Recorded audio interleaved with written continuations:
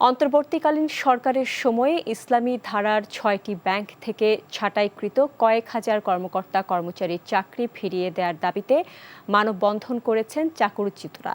সকালে রাজধানীর দিলকুশায় মানববন্ধনে ইসলামী ব্যাংক ছাড়াও ফার্স্ট সিকিউরিটি ইসলামী ব্যাংক, ইউনিয়ন ব্যাংক, আল আরাফা ইসলামী ব্যাংক, গ্লোবাল ইসলামী ব্যাংক এবং সোশ্যাল ইসলামী ব্যাংকের চাকরিচ্যুত কর্মকর্তারাও অংশ নেন। তাদের দাবি ২০২৪ সালের ৫ আগস্টের পর বিভিন্ন প্রক্রিয়ার মাধ্যমে প্রায় ১০,০০০ কর্মকর্তা কর্মচারীকে চাকরি থেকে অপসারণ করা হয়। এতে হাজারো পরিবার অনিশ্চয়তার মধ্যে পড়েছে। মানববন্ধন থেকে পরিচালনা পরিষদের পদত্যাগ ও ৪ দফা দাবি প্রধানমন্ত্রী বরাবর তুলে ধরা হয়। অবিলম্বে দাবি আদায় না হলে আরও কঠোর কর্মসূচির হুঁশিয়ারি দেন আন্দোলনকারীরা।